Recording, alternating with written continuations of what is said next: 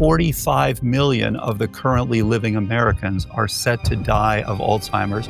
The signature of Alzheimer's is this insulin resistance. This is not something that what used to be called old-timers disease. World-renowned brain expert and best-selling author, Dr. Dale Bredesen.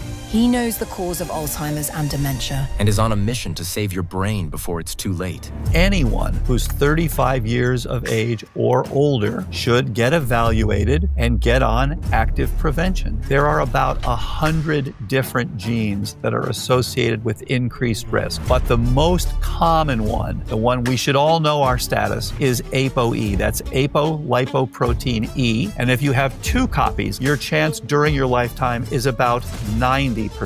Most likely you will develop Alzheimer's. Do you think that Alzheimer's or dementia is preventable? Absolutely. In our published trial, we looked at people who were in the 3rd and 4th phase, that is to say, mild cognitive impairment and early dementia. 84% of them improved their cognitive scores. We're seeing reversal of decline, we're seeing sustained improvements, and we're seeing people with normal cognition enhance their cognition by doing the right things. This is a very exciting time. In today's world, most likely we would hear somebody that has survived cancer, even reversed heart disease. But how often do you hear someone that has survived Alzheimer's or dementia?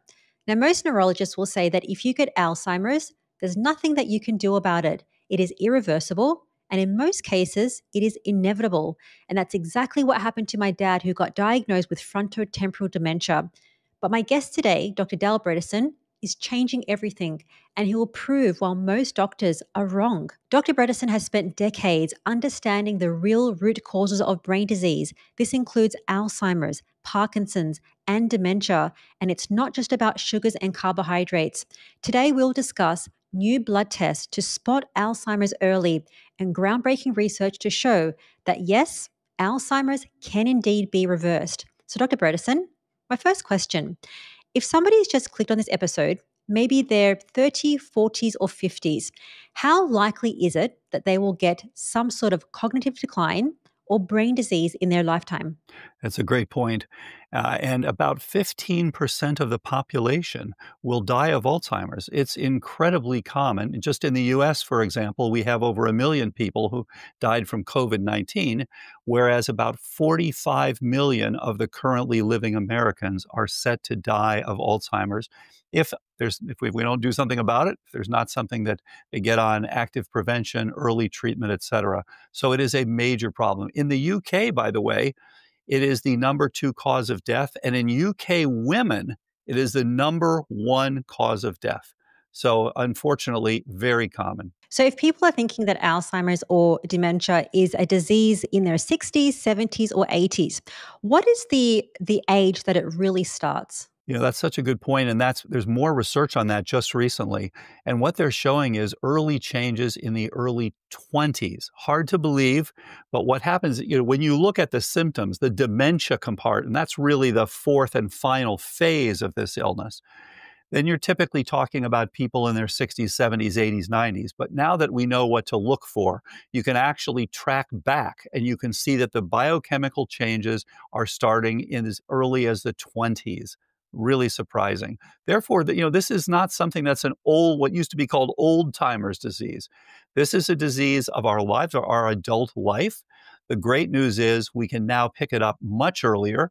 We can do something about it, and we can dramatically lower the incidence and prevalence of Alzheimer's disease. And as a doctor who specializes in the brain for decades and is treating patients with Alzheimer's, do you think that Alzheimer's or dementia is completely preventable and in some cases reversible? Absolutely. And I don't know if we could say completely preventable. It may not be 100%. But for example, in our published trial, we looked at people who were in the 3rd and 4th phase, that is to say, mild cognitive impairment and early dementia. And those people, 84% of them improved their cognitive scores. We are in the middle now of a randomized controlled trial at 6 different sites around the US. We've got interim results. This will be finished at the end of October. And the interim results show a statistically significant improvement, dramatic difference. The standard of care, no surprise, going downhill, as you see again and again and again with standard of care in Alzheimer's. The people on the protocol we developed are going up, up, up with their cognition and improving. We've also published recently the first examples, people over a decade of sustained improvement. So I really do think it's a new era. We're understanding this disease like never before. More and more people are starting early and either getting on prevention or earliest treatment. We're seeing reversal of decline. We're seeing sustained improvements, and we're seeing people with normal cognition enhance their cognition by doing the right things. This is a very exciting time for all of those reasons. Absolutely. And earlier I mentioned that my dad does have FTD, and that's why I have a very special interest in brain health and brain disease. But I'm just wondering for people watching this, we've mentioned different terminologies here, Alzheimer's, dementia. Let's understand the difference between different types of brain diseases, starting with Alzheimer's versus dementia. What's the difference? Great point. So dementia is simply a set of symptoms. It is global cognitive decline, and it typically occurs over time. It's a chronic problem typically, whereas there are many causes of dementia, of that global cognitive decline. The number one cause by far is Alzheimer's disease, which typically causes about 60% of dementia. However, there's also Lewy body dementia. About 1 million Americans have Lewy body dementia, so it's relatively common. There's a Parkinson's associated dementia. There is vascular dementia. There's frontotemporal dementia, as you mentioned. There's corticobasal degeneration and its dementia. There's progressive supranuclear palsy and its dementia, and on and on. So there are a number of things that cause dementia, but far and away, Alzheimer's is number one. And what is happening in the brain for a patient that has Alzheimer's? As a doctor, when you're looking into the brain, maybe it's a patient that has an autopsy because you can't look at the brain when the patient is alive. What are you seeing in there? Yeah, this is a very important point because as the studies get better and better and better, now there is biochemistry. Now you have a blood test that can look at this. You've got, of course, PET scans, and you can infer changes due to the PET scans. But when you look at the fundamental issue here, and this has been one of the major reasons for the lack of success in treatment. People look in the brain, and of course, Dr. Alzheimer back in 1906 published the first and presented his first work on a single patient initially. And then Oscar Fischer, around the same time, published pathology as well. And what they showed was that there is loss of brain matter, so there's shrinkage of the brain, and it is associated with some pathological changes. Amyloid beta plaques. Amyloid is a little peptide, and you get these plaques, these literally collections, almost like molasses, in the brain, and typically outside cells and in multiple areas throughout the cortex, the hippocampus, and that sort of thing. And of course, you get a lot of neuronal loss. So the neurons are dying. You get some activation of the microglial cells. These are inflammatory cells. You get activation of the astroglial cells. These are the ones supporting the neurons.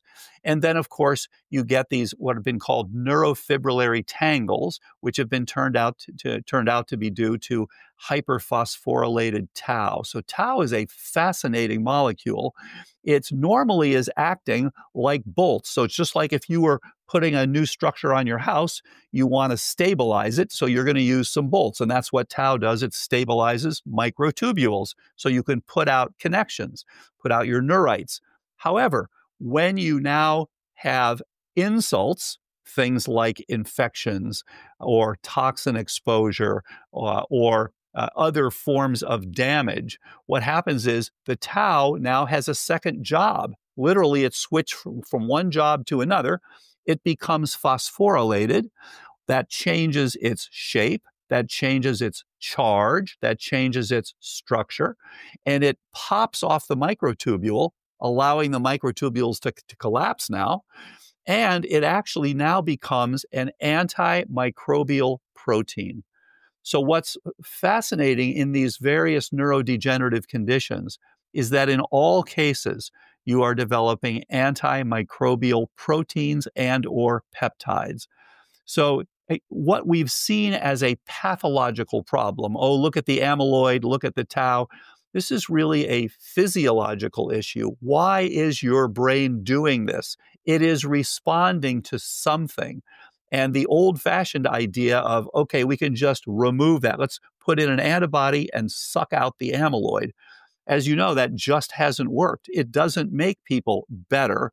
At the very best, it slows the decline modestly. And unfortunately, at a risk of brain microhemorrhages, brain atrophy, brain swelling, and then a few cases of death, unfortunately.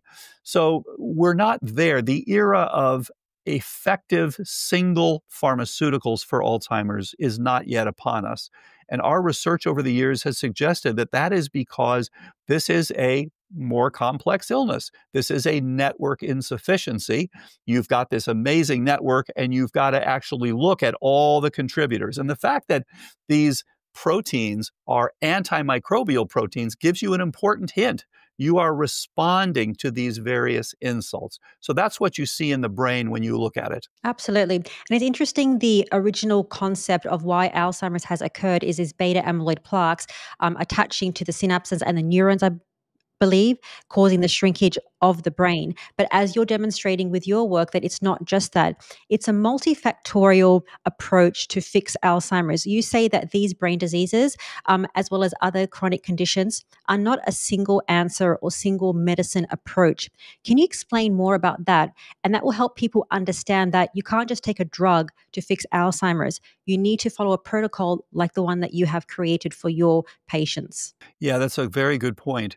So the point here is that if you look at, for example, at what's happened with oncology, there is now precision medicine. So instead of just saying, oh, this is a renal tumor or this is a pancreatic tumor, the improved way is to say, okay, what are the changes that are driving this particular tumor? Then we will use medications that target those changes, and that is so-called precision medicine. Now, to be fair, there's also immunotherapy, which has been very successful. But if you look then at Alzheimer's disease, you can see that there are different insults and different contributors to the disease.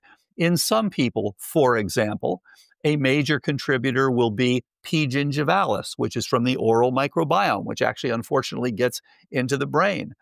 In other people, it will be related to leaky gut. And often, by the way, it's several things. Often we see people 5, 10, even 15 different contributors. In some people, it will be a leaky gut, for example, or a tick-borne illness like Borrelia or Bartonella or Babesia, Ehrlichia, any of these things. So there are many different things. Of course, insulin resistance, another very common contributor. Sleep apnea, another often undiagnosed contributor. So instead of just trying to target this and remove amyloid, which again hasn't worked, what we want to do then is to understand for each person, and there will be a different really fingerprint profile for each person, their set of things that are driving this problem. And therefore, no surprise, what has worked the best so far is to identify those things and address them. And the good news is the armamentarium for Alzheimer's is large and growing. We can address the various toxins. People are now doing plasmapheresis, as example. People are doing things like PCIV with phosphatidylcholine and glutathione as another way for detoxification. People are using antimicrobials. People are decreasing inflammation, the neuroinflammation. Now, to be fair, it's clear that the amyloid is there, that it plays some role, but it also is there because it's responding to these insults. So unfortunately, it's kind of a double-edged sword here. It's killing microbes, but it's also reducing the synapses. It's actually kind of pulling back. It's essentially trying to protect you, but saying, look, you're going to have to live with a slightly smaller brain here. So what we want to do then is go in and find out why that is, remove those insults, and then support new synapse formation. And again, that's what has worked the best so far. I believe in the long run, it's going to be specific targeted pharmaceuticals with an overall personalized precision medicine protocol. Interesting. Let's go through these different 6 root causes, as you call it, of Alzheimer's that's not just related to beta amyloid plaque. So if people can look at these ones and maybe they can actually be preventative and fix things in their lifestyle to as not to get Alzheimer's or dementia. The first one is inflammation, which you alluded to. Can you explain what that means? Yeah, that's a great point. And if you look at what are the things that drive this, and really what's so remarkable in looking at Alzheimer's, the molecular biology, the actual molecules that are driving this change, what you see is at the center of this is amyloid precursor protein. This is the parent of amyloid. So there's no question it's part of this, but it's a much bigger story. And so this thing is like a molecular switch. When things are good and you don't have too much inflammation and you have support, trophic support, et cetera, enough blood flow, enough oxygenation, et cetera, this is cleaved at a single site to give you 2 peptides, one outside the cell, one inside the cell, that are basically saying connection. This is a connection mode. So you're now making synapses, keeping synapses, that sort of thing. When things are bad, inflammation being, as you said, one of the major drivers and one of the most common, then what happens is that this same molecule is cleaved in a different way at 3 different sites. So you now have 4 peptides, 2 for outside, 2 for inside. And these things are now saying, we're going to switch from connection mode to protection mode. We're going to put our resources not into making new memories and keeping memories. We've got to put our resources for now into fighting these various insults. Whether it's bacteria, whether it's spirochetes, whether it's fungi, what have you. They're going to now go after these things. And this is why if you just keep in that mode for years and years and years, your brain will just keep shrinking. You will be called someone with Alzheimer's disease. The great news is we understand that now, so we can bring you back. And the earlier you start, the easier it is to get back on the connection side from the protection side. Now, inflammation activates NF-kappa B, a molecule, which enters the nucleus and actually impacts hundreds of genes. And interestingly, 2 of them are the ones that cut the APP at the 2 sites that give you, 2 of the 3 sites that give you this protection. So it's a beautiful system that is allowing you to be plastic, but also to be able to respond. It's almost like, you've got people that are building a building and then you say, oh, wait a minute, we got to stop building the building. You're going to become the police now. You got to go and be the militia and you're going to have to fight for us. And so that's what's going on in your brain. And as you said, inflammation is one of the major causes. And that can be from in various chronic infections. A lot of times people don't even realize they have these infections, especially, for example, some of the tick-borne illnesses, Borrelia, Bartonella, as I mentioned earlier. You often don't know you have these things. It can be bad periodontitis, as another example. So these things happen. They can be relatively asymptomatic, but in the long run, they are leading to brain degeneration. So these are things like leaky gut, chronic infections, as you mentioned, and autoimmune disease. So even if you have like Hashimoto's, Graves' disease, that's thyroid diseases, but anything where your body is inflamed over time, it's going to maybe cause these chronic diseases, the brain inflammation. The next one is atrophic. So nutrient deficiency or hormonal decline can also lead to brain disease. Exactly. So when we first looked at this, we saw that there are these 6 different types, as you mentioned. And so type 1 is inflammatory Alzheimer's. Type 2 is quite different from it. These people are not inflamed, but what's happened with them is they don't have the support side. So in other words, it's not like they've got the extra drag of the inflammation on this system. Instead, they have much less support. So they'll have low estradiol, low testosterone, low vitamin D, low vitamin B12, all these sorts of things, low BDNF, this brain-derived neurotrophic factor. So these are situations where you just don't have the support for that brain. And so therefore, your brain has no other response than to just say, okay, I can't support 500 trillion synapses. I can support a smaller brain. And these people look different. They don't have that inflammatory look. They don't have high HSCRP, for example, things like that. But instead, they've got these low trophic support. And so you need to, of course, identify that and optimize those factors. So, one example of that is if a woman goes through perimenopause early, they have lower estrogen, and therefore that can exacerbate the chance of brain disease. What is that connection there, low estrogen? Yeah, that's a very good point. Especially a rapid drop off can be a problem. And for example, there was a nice study out of the Mayo Clinic years ago that showed that women who lost their ovaries for one reason or another at the age of 40 or earlier who did not have hormone replacement therapy doubled their chance for Alzheimer's. Even though the Alzheimer's occurred down, as we talked about, it takes a long time to get to the dementia phase, but these people had a doubling of their risk. And therefore, for people who are in that situation, this may have been for many different reasons, please consider talking to an expert on bioidentical hormone replacement therapy. Absolutely. Very, very interesting. Okay, next one is glycotoxic. That is number 3 out of 6 causes of why you might get Alzheimer's. What is that? Yes, and so we called that type 1.5. And again, to be fair, that people often have multiple things that contribute. But the third point to note was when you have, and unfortunately, the standard Western diet, as you know, is not particularly healthful. And there's been a lot published, of course, on ultra processed foods and the problem there. But for many of us, the carb intake and the simple carb intake is simply too high. And what happens is you get the worst of both worlds. You get the inflammatory component and you get the atrophic component. And here's why. You get the inflammatory component because the glucose literally gloms onto proteins, just like remoras on a shark.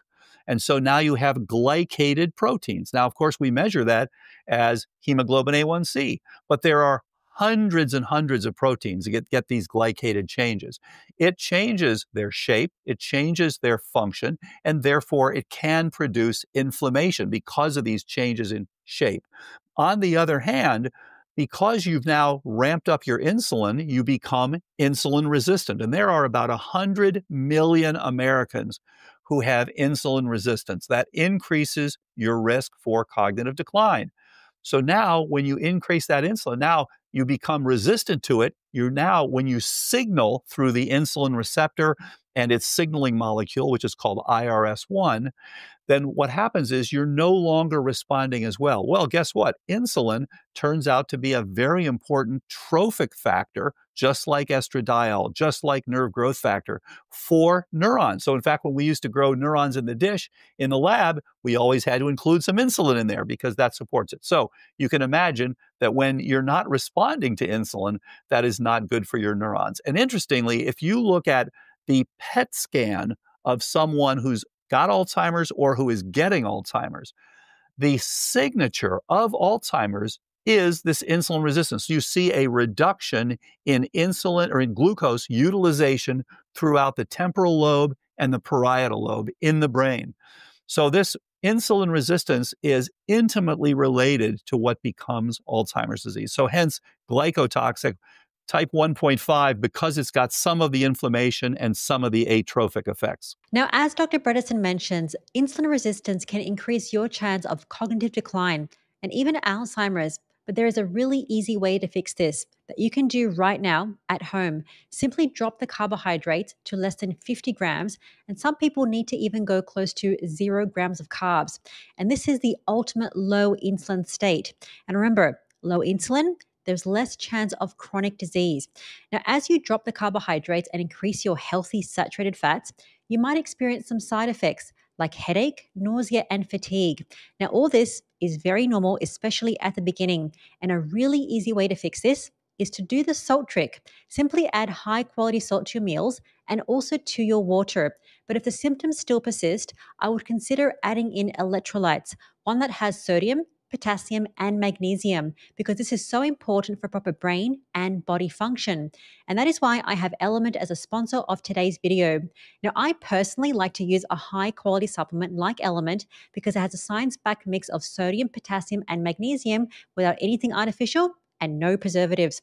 And I like to use half a sachet of the raw unflavored option every morning in my morning coffee, and the other half I sprinkle in my water during the day. And right now, Element is offering my viewers this free sample pack with every order. So you're going to get 8 single servings of Element to try for free. So if you want this, just head to drinkelement.com the Primal Podcast. So, if somebody is taking medications to fix not the insulin resistance, but to fix the parameters associated with insulin resistance, so high blood pressure, statins, cholesterol, et cetera, do you still get a brain disease because you're not fixing the root cause of the problem? You can. So, again, we want to go after what's actually driving. So, when you're trying to kind of fool Mother Nature and you're basically saying, well, we're going to let you have all these things that are wrong, but we're going to try to go around, we try to circumvent that. First of all, it doesn't give you as much long-term success. And second of all, as I mentioned earlier, there hasn't been a single drug that makes people better sustainably and reproducibly who are going through cognitive decline associated with Alzheimer's disease. It's just not available right now. So this is why looking at these various things and actually addressing them has been the most successful approach to date. The next one is toxins, mold, environmental chemicals. How does that affect the brain and disease? Yeah, that is such an important one because when we first looked at these subtypes, we only knew about 1, 1.5, and 2. And then we said, well, wait a minute, there are some other people that don't seem to fit into this. And so we started looking, and I started actually calling the various spouses and talking to them and said, can we get an idea what's going on here? And a number of them had had very toxic exposures, upbringings, et cetera. And it turns out that toxins are a relatively common contributor and one of the hardest to address because you really have to keep at it to get the detox. Now, these toxins come in 3 different types. There are the inorganics, things like mercury. Air pollution is one that's being studied a lot now. No question, air pollution, being near fires, things like that. This is a smog, all these things increases your risk for cognitive decline. No question about it. The second group is the organics. And these are things like anesthetic agents. People will have long periods of anesthesia and start having problems then. Benzene, toluene, things like that. And of course, the big new one that everyone's now studying and concerned about, microplastics. These things are increasing. It turns out that it's very clear the microplastic burden is increasing, and they are increased in the brain more than the kidney, more than the liver. So the brain is a real site for accumulation of microplastics. And the association is the more you've got there, the more likely you are to have cognitive decline. Now, it doesn't say yet that it's causal. We don't know what's the chicken and what's the egg. And it may be both. It might be maybe both directions. But for one reason or another, this is an issue. And so microplastics, a concern. All of these things. Now, the third group is the biotoxins. And these are things coming from, typically they're coming from mold species. And the bad guys are the Stachybotrys, Penicillium, Aspergillus, Chaetomium, and Wallemia. Those are the big 5 bad guys when it comes to mycotoxins. And, these things are putting these out so that they can survive. They are fighting bacteria because the bacteria will grow much faster than the mold species, and they'll crowd out the mold, and ultimately the mold will die. So the mold responds. Of course, that's where penicillin comes from, right? So the molds are responding by putting these things out that are killing the bacteria. Unfortunately, these get in the air, they get on your food, they get in your sinuses, they get in your lungs, they get in your brain. And unfortunately, because they're designed to kill bacteria, well, our mitochondria descended from bacteria. So these are often damaging our mitochondria as well. And this has turned out to be a relatively common contributor and often missed. You go to a kind of a typical Alzheimer's center, they don't even believe that mycotoxins have anything to do with this, and so they're not treating it. They're not getting people to get better. So this is another important area. So all those three types of toxins, important to look at. So in your Recode protocol, which we're going to talk more about, pertaining to detoxification, because it's everywhere. As an example, if you go grocery shopping and you get the receipt, there's microplastics on there. What is the protocol that you get your patients to detoxify? It's a very good point, and this is still being worked out because it's a relatively new issue. If you do the kind of start with a standard detoxification, and they're going to be, better and better tests for microplastics. So we'll all know our microplastic status, within the next few years. But the start with the basics of making sure your glutathione is optimal. Many people are low in their glutathione. That's important. Making sure you've got plenty of crucifers, sulforaphane, things like that. Making sure that you do, good basic detox, clean water, filtered water. Great to do some sweating, some saunas, things like that. High fiber diets. These things are all very helpful. Then beyond that, if you have real significant toxicity, consider plasma exchange.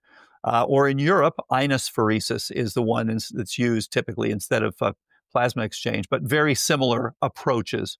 So this is now essentially taking off the plasma, and you're replacing it initially with albumin. You're going to now make these proteins back, but you've reduced. And the numbers so far are showing more than a 70% reduction in microplastics with essentially a group of sessions, typically 5 or 6 sessions for plasmapheresis. So I think that's a very powerful way to reduce these. As well as prevention. So if people can do things in their lifestyle to prevent toxins and mold and microplastics, that's always the best thing. The next one, second to last, is vascular issues. So blood flow, oxygenation. Absolutely.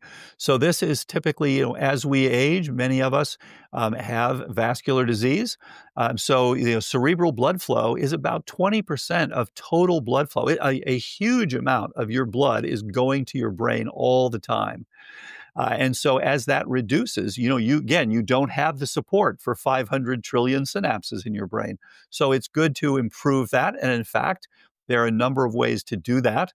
And one of the studies that came out of the Cleveland Clinic a few years ago showed that, in fact, nitric oxide can be very helpful to improve that flow. We typically look at a triad as part of our protocol. One of the things is nitric oxide. You can get that, over the counter, Neo 40, Super Beats, L-arginine, all these things can be helpful for that. Or you can do it through a pharmaceutical like Cialis or Viagra. Those are also increasing nitric oxide.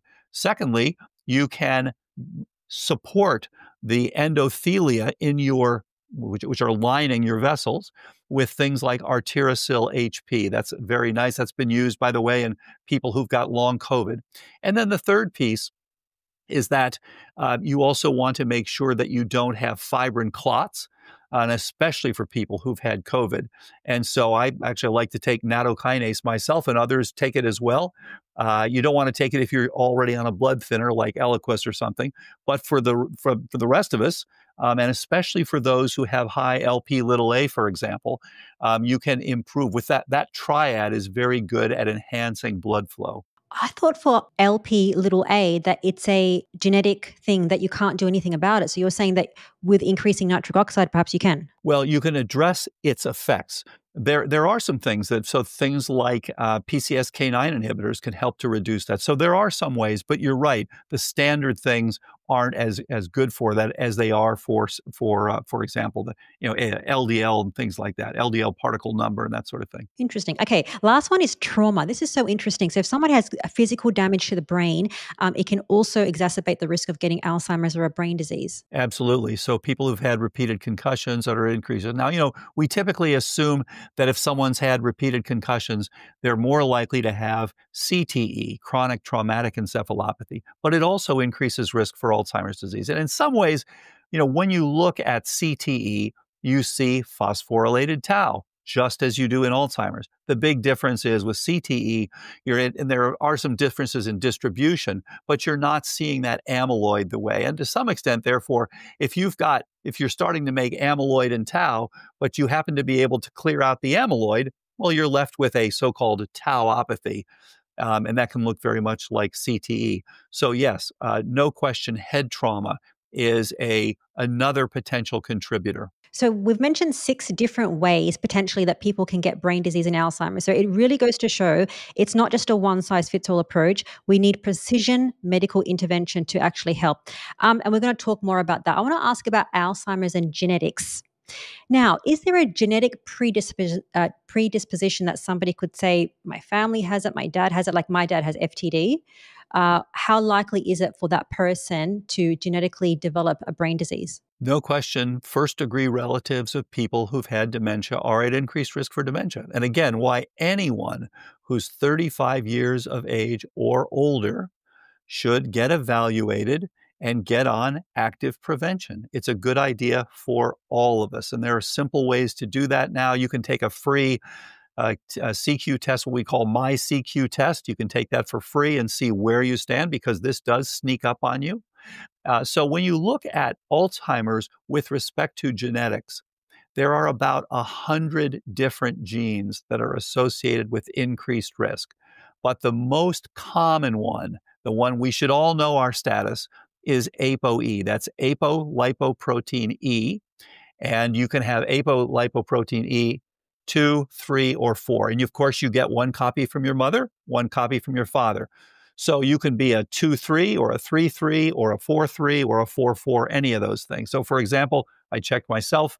I'm a 3-3, which is the most common, and it doesn't give you increased risk for Alzheimer's. Now, if you are ApoE4, that's the one that's the risk factor. If you're ApoE4 negative, your lifetime risk is about 9%. It's not zero, but it's not too high. If you have a single copy, and that's 75 million Americans, most of whom don't know it. So it's a good idea for everyone to find out. Again, get on prevention.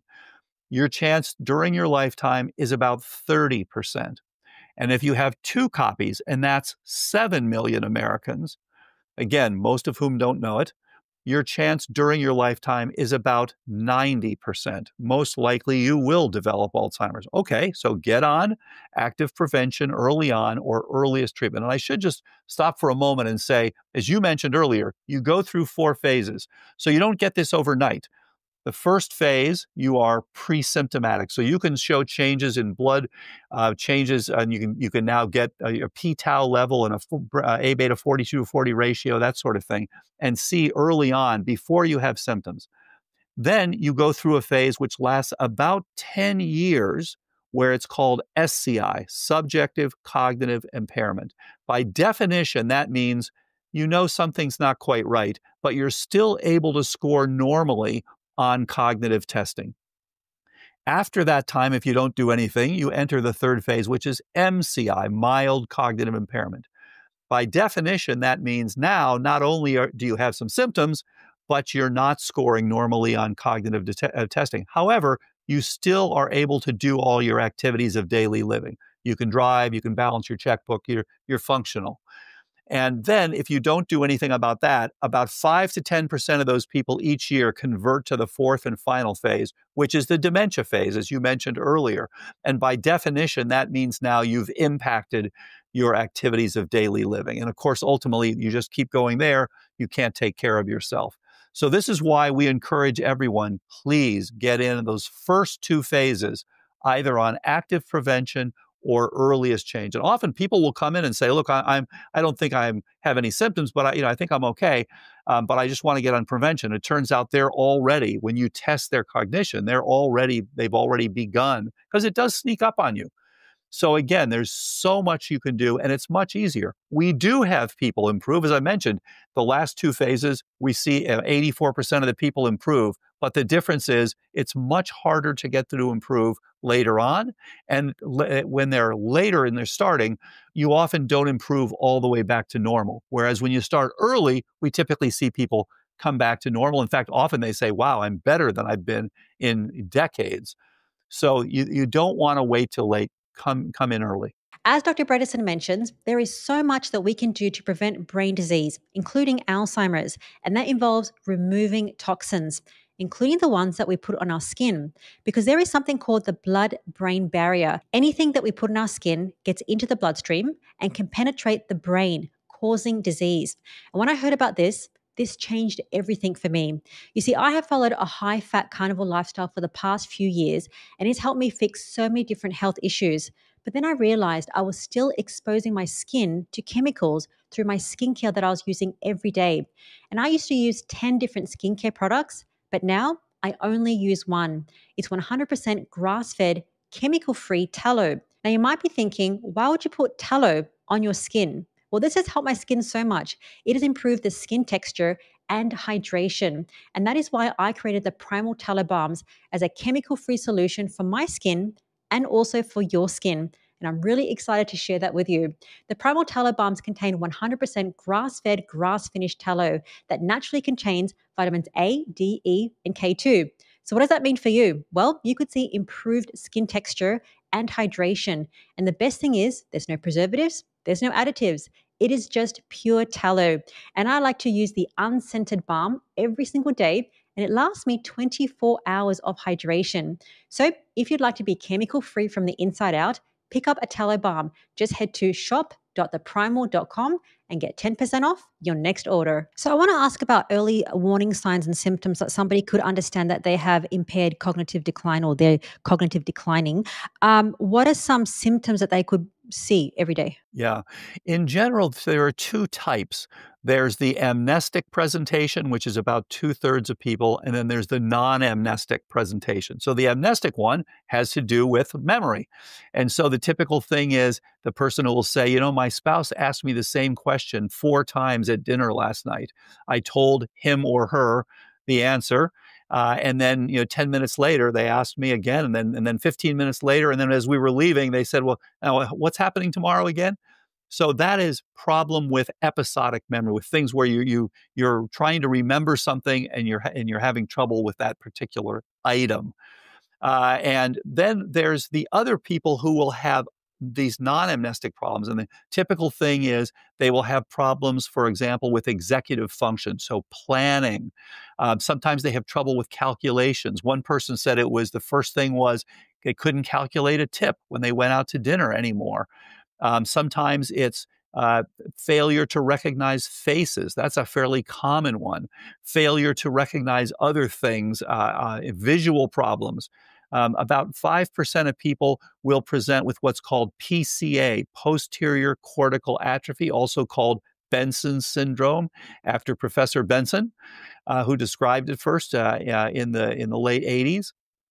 And these are visual analysis problems. So they have problems. They'll often, for example, they'll look at 2 things and they'll only be able to see one at a time.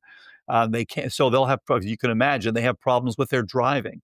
Another common thing will be that people will get lost. So they're not sure where they are. And you hear this often, even early on. People will say, wow, I pulled up to a stop sign in my own neighborhood. I would never have problem with this. And they said, suddenly, I just had no idea which way to go. That's another classic symptom. So it's the amnestics and the non-amnestics. And what we've noticed is the non-amnestics often are telling you they have these mycotoxins as part of the problem. So you really want to dig into that possibility when people have these non-amnestic presentations. Whereas the amnestic ones are more metabolic, inflammatory, ApoE4 positive. And when it comes to these warning signs or symptoms, are they associated just with Alzheimer's or are they universally associated with brain disease, including Parkinson's, FTD? Yeah, so there are different presentations for each of these things. So what we now believe from the research is that through evolution, what has happened is we always select for better performance, right? I mean, that's how you survive evolution, is performing better than your competitor. Well, you do that at the expense of durability. So you've got these incredible systems in your brain. For example, your brain can store more than 2,000 home computers in your tiny little brain. It's amazing.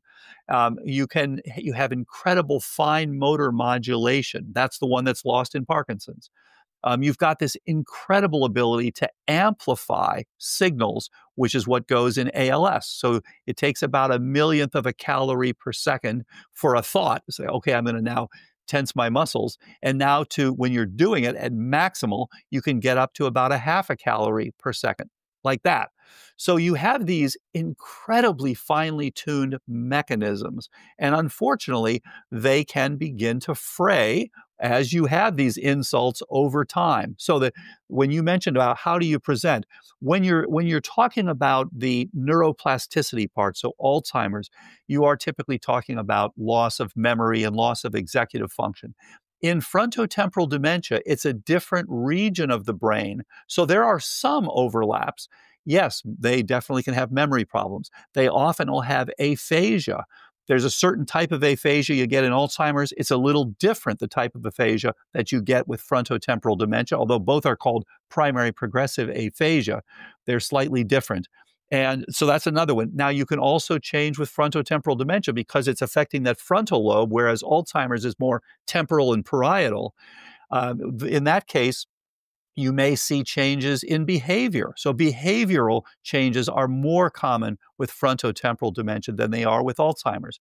Then you look at something you mentioned, ALS. This is really a motor neuron disease. Now, this is very different. You're really impacting the upper motor neurons from the cerebrum and the lower motor neurons that are coming out of the spinal cord.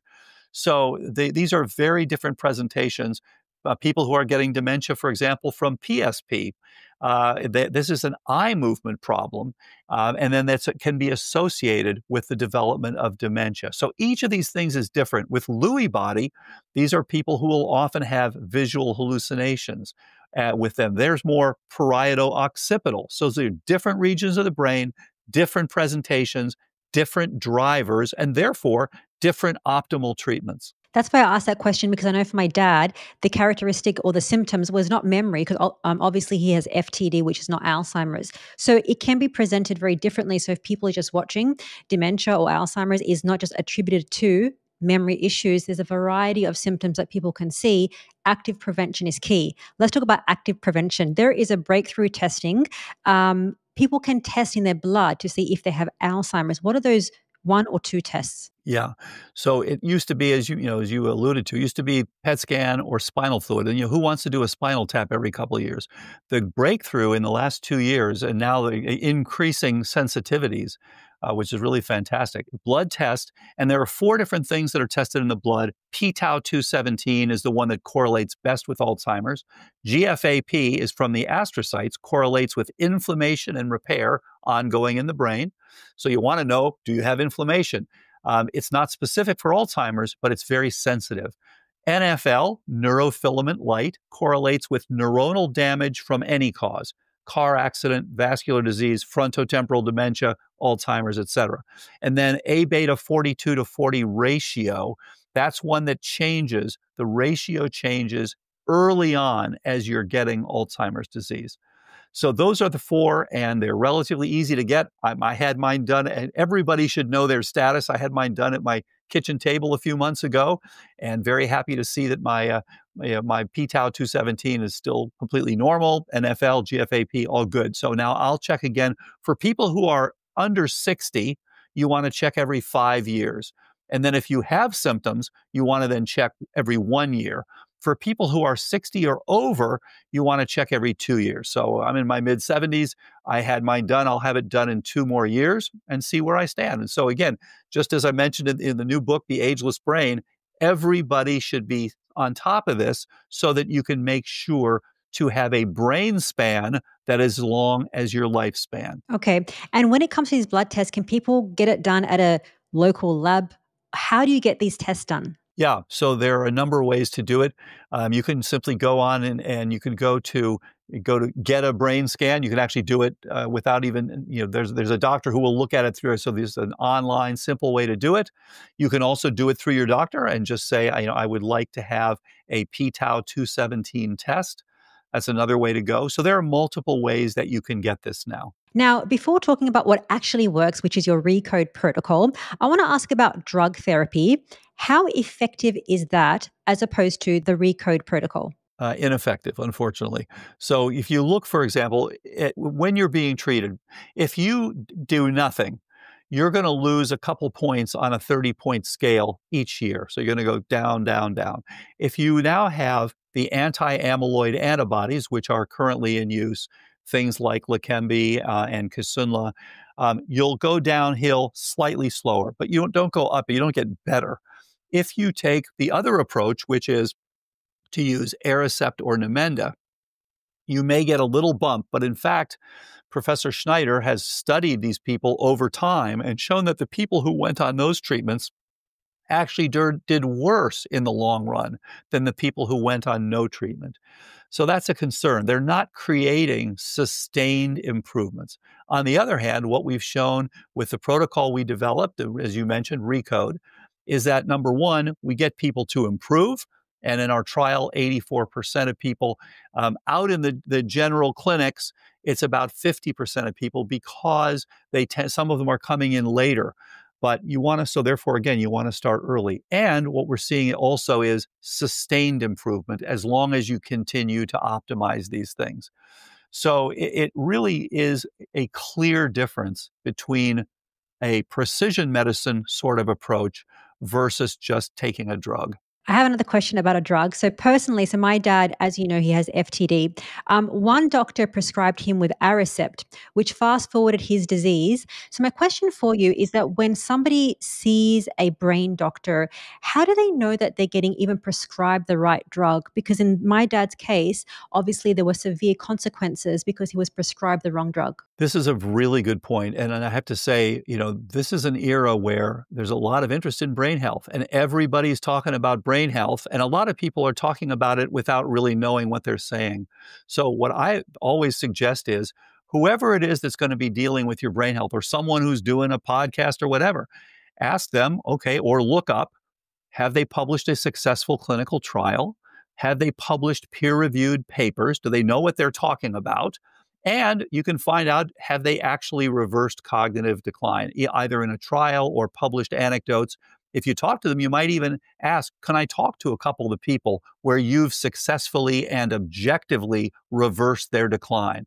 So just to make sure that they're legitimate, because there are a lot of people just talking and not a lot of people actually getting results. In your case, I'm so sorry to hear that. Aricept, again, it hasn't helped with Alzheimer's. It does give you that bump up. You've got to be very careful because you then come back down. And if you suddenly cold turkey it, you get worse, unfortunately.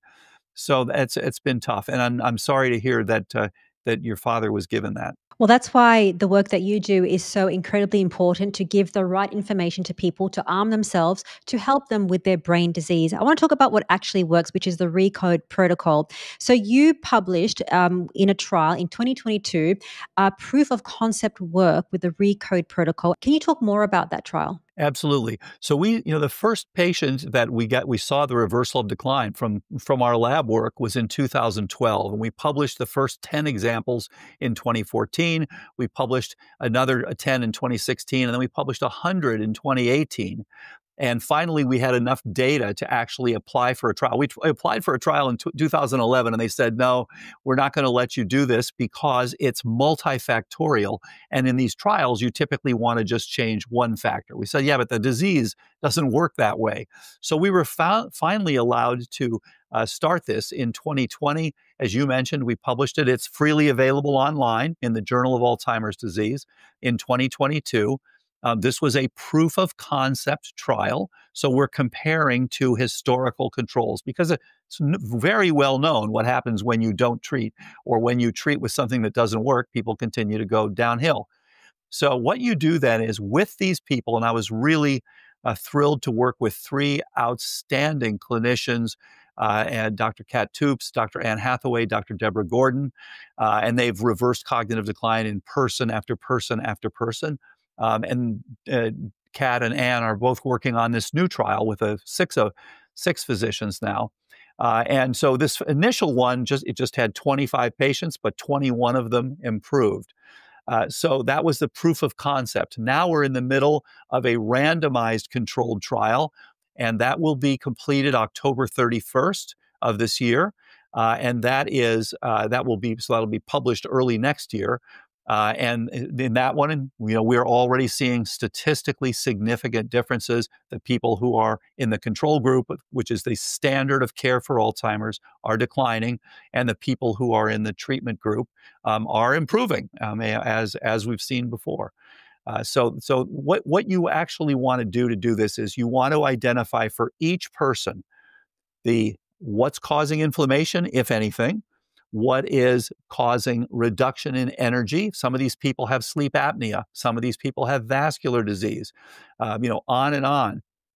And then you want to look at what is causing toxicity. And, some of them have mycotoxins, some of them have mercury, for example, things like that. So you want to collect all those data. We do very extensive testing, and we include epigenetics with this trial. We're including genetic evaluation so we can see what is your proclivity, what are your risk factors. We're looking at things like ERMI scores, which is looking at the mycotoxins in your home, the mold species in your home. We're looking at all these different things. And then each one gets a personalized precision medicine protocol, which addresses their things. Now, the way that works is there are 7 basics, and then there are 2 specifics. So the 7 basics for everybody is a plant-rich, mildly ketogenic diet, exercise, and you want to have both aerobic and some strength training because they have different mechanisms of improving. HIIT is particularly helpful for people. Then we want to have sleep. You want to have 4 goals for sleep, at least 7 hours a night. And that's why, we wear wearables that can help tell us at least 7 hours of sleep each night, at least 90 minutes of REM, at least 60 minutes of deep sleep, and at least an oxygen saturation of 94%. So those are the targets. Then sleep, and then stress. And we use typically HRV, and people use heart math, for example, to improve your heart rate variability. And then brain training, which has been very effective, and some really nice work from the Brain HQ group showing that you can even improve your neurochemistry through this brain training. And then detox, as we talked about earlier, and then some targeted supplements. And there are clearly some supplements, and again, different for each person.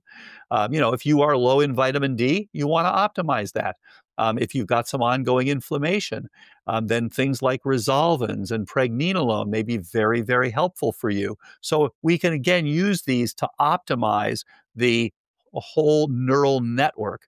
And then the 2 specifics are chronic infections, as I mentioned earlier, and there are all sorts of excellent tests now to look at that, in situ hybridization tests and antibody tests and so forth and so on. And then the specific toxins. And so you can look at urinary mycotoxins and that sort of thing. So that combination, doing the basics and then addressing the specifics, is what has led to the best outcomes for people so far. So if people are looking at that and thinking, that is a lot if I want to do that at home, I want to talk about things that people can do today to prevent decline, little things, actionable points. So pertaining to diet, the diet that you use in the Recode protocol is Keto Flex 12-3. Now that tends to be a high fat, moderate protein, low carbohydrate. So you describe it as mildly ketogenic. Let's first talk about the high fat component or the fat component. What are the fats that you would recommend people to eat? Yeah, it's a good point. And, as you said, it can be overwhelming. So we always say to people, look, don't worry about it. Just take it at your own speed. This is not a disease that happens overnight, thankfully.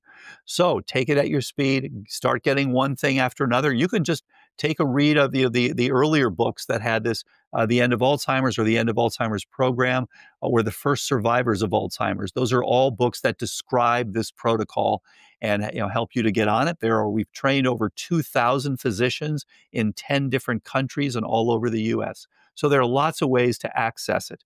Then, as you said, what fats? Okay, so if these are the good fats, these are typically things like avocado and things like polyunsaturated fats, oils, omega-3s, all of these sorts of things. So the biggest point is stay away from, for the diet, for what Keto Flex 12-3 actually is something to improve your support, your energetics. It's something to improve your metabolic flexibility, because you've got to go back and forth, as you know, between glucose and ketones. So you've got to be able to, and most people cannot do that. They've lost that ability because of the insulin resistance. So as you indicated, this is a high good fats, intermediate protein, typically 0.8 to 1.2 grams per kilogram of protein. That gives you plenty of wild-caught fish or pastured chicken or pastured eggs or grass-fed beef, any of these sorts of things. So these are all, and if you want to be vegetarian, no problem, but you want to make sure that your vitamin D is high enough, your B12 is high enough. So there are lots of ways to do this. And what we typically do is then you want to be able to drive yourself. You want to stay away from simple carbs, stay away from grains, and stay away from dairy. Those are the big three. And get a plant-rich, high-fiber, mildly ketogenic diet, getting your ketone level, your BHB level, beta-hydroxybutyrate, at least 1.0 millimolar at least once per day. And so, again, that allows your brain to go back and forth between using these different things and gives you the best outcomes. So the next question after diet is blood work. Relating to insulin, vitamin D, HSCRP, what are some optimal numbers that people should try to achieve? Yeah, great point. And in the Ageless Brain, actually, I've got a whole multiple tables to show you all the different labs and where to go to get those, and what are the optimal targets. So in general, we want to optimize. We don't want to use what's used as within normal limits for physicians is often including sick people. So you've got these are not based, unfortunately, on what's optimal for health. They're based on, we brought a bunch of people in, we looked and we did, we gave them 2 standard deviations on each side of the norm and we said, boom, that's it. That's not physiological. Excuse me. So what you want to do, for example, HSCRP, we see it all the time over 1, and you really want to be less than 0.9. I would prefer to see people 0.5 or lower, but we say, look, as long as you can get to 0.9 or below, you should be okay. When you're at 1.5, 2, and we see people at 10, that is quite a bit of ongoing inflammation. So you want to reduce that. We also want to make sure that you have a good omega-3. So you want to have an omega-3 index of about 10%. So many of us, we've got too much on the omega-6. And so your ratio, we want to have a ratio of 6:3 that's not so high. The standard American is 15:1. We'd rather see you more like 2:1, 3:1, 4:1.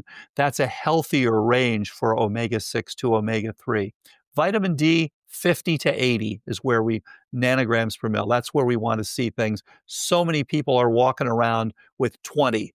And that vitamin D actually affects about 900 different genes. So vitamin D actually binds to the vitamin D receptor inside cells, enters the nucleus, and affects hundreds of different genes, as I mentioned, and those include things that are anti-cancer, that are good for reducing vascular disease. Of course, bone health is another one for vitamin D. All of these things. And by the way, low vitamin D levels increase risk for Alzheimer's disease. So we want to see you up in that 50 to 80 range. You don't have to be up at 100. You can have some toxicity at very high levels. But that intermediate level of 50 to 80 is where most of us target it. Fasting schedules, does that help with reducing the probability of getting a brain disease? Yes. So now be careful because as people age, they can often be frail. So you got to be very careful about, you want to look and see it's a little easier for people who have a few extra pounds at the beginning. In fact, they will burn their fat. They will do better. That reduces inflammation, for example. So fasting is wonderful for all those things. But when you take someone who's frail, I worry about the people who have BMIs below 20. You see them down at 18, 17. These people do not have fat to burn, unfortunately. And so therefore, you got to be very careful. And they can actually get worse as you start the fasting. So you want to introduce it slowly. But what we typically recommend is at least 12 to 16 hours overnight. So for example, if you finish dinner at 7, you want to have at least 3 hours of fasting before bed. You want to get that insulin level back down. You don't want to be doing a lot of digesting of food while you're sleeping. And then if you finished at 7, you don't want to start food the next morning before 7 a.m. And if you're ApoE4 positive, then you want to go out more to 14 to 16 hours because if you're ApoE4 positive, you tend to absorb fat a little bit better. So you need a little more fasting. For those of us who are ApoE4 negative, 12 to 14 hours is fine. So yes, fasting can be an important part of this, and it will help you to get into ketosis. Interesting. Okay, I have a rapid fire round for you. So a few questions just to see if that's going to help with brain disease. Should you take exogenous ketones? if you're not able to get ketones. So one thing I suggest is at the beginning, it takes about a month or so. So some people do it a little faster, a couple of weeks, but it typically takes about a month to get into endogenous ketosis. Now, your brain is going to suffer. You're already insulin resistant in many cases. You don't have the ketones typically. So while you're doing this, you're now lowering the glucose. Well, okay, now you're making things worse. So, okay, you can support that. And of course, Dr. Mary Newport has done wonderful work with suggesting things like organic coconut oil, which is an exogenous way to get ketones. There are other things you can take, things like ketone salts or ketone esters, KE1, KE4, things like that. You can take MCT oil, any of these things, but I would suggest for the first month especially, measure your ketones. So this can be very helpful. You want to have enough ketones to support. And by the way, Professor Stephen Kinane did a very nice study looking at people's cognition when they took exogenous ketones, and it improved their cognition. How does elevated lipid levels like cholesterol, LDL, HDL impact the brain? Yeah, great point. So typically it can, number one, it can contribute to vascular disease, unfortunately. And then in addition, of course, it's a kind of a two-edged sword. You need to have lipid for your brain. Your brain has a lot of lipid in it. And so you don't want to drop these too low. We worry when people are over-statinized and they're reducing the support for the brain. So the other thing is it can contribute to inflammation as well as contributing to thrombosis. And by the way, one of the common things we see now is people having cognitive decline with or after COVID, because that does increase lots of microthrombi. It induces the inflammation that you and I talked about earlier, one of the common ways. And even sometimes people will have problems after a booster. They'll notice that will induce some inflammation and activate the immune system. So these are ways where, no question, your lipid status is very important. Okay, how does curcumin affect brain health? Does it improve brain health and reduce the risk of brain disease? Yeah, and that's been shown by a number of groups. Curcumin has some interesting features. Number one, it is an anti-inflammatory. If you go super high, like 10 grams, you lose the anti-inflammatory effect. You want to go around 1 gram, 1.5 grams. That's where the optimal on the anti-inflammatory part is. But interestingly, it also binds to amyloid. And so it actually helps you to reduce that amyloid over time. And it's a relatively benign way to get at that amyloid. And so some people will go back and forth between taking the anti-inflammatory and then upping the dose to help to remove the amyloid. But it actually has both of those. And so a lot of people will take either curcumin or will use turmeric on their foods. Typically, will just put some turmeric on their various meals. And it's something that can be helpful. Does the quality matter of the turmeric? Yeah. You want some organic turmeric. And so, yes, it does matter. And different curcumins, as you know, some of them, they have pepper with them because it doesn't typically get absorbed very well.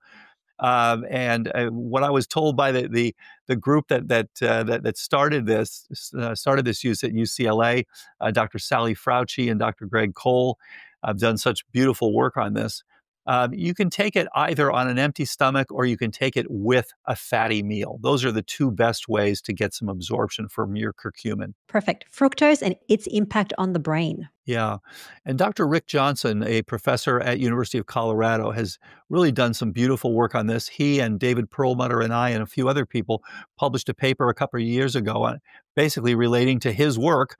And what he's shown is quite striking, that when you have increased fructose levels, this has the effects. You look at it, just write down, he's got a beautiful table. Many of the effects are parallel to what you see in Alzheimer's. So he believes that, in fact, there is an intimate relationship between chronic high fructose levels and risk for developing Alzheimer's disease. And I think he's made a very good point. I interviewed Dr. Johnson on the podcast, so people can reference that episode.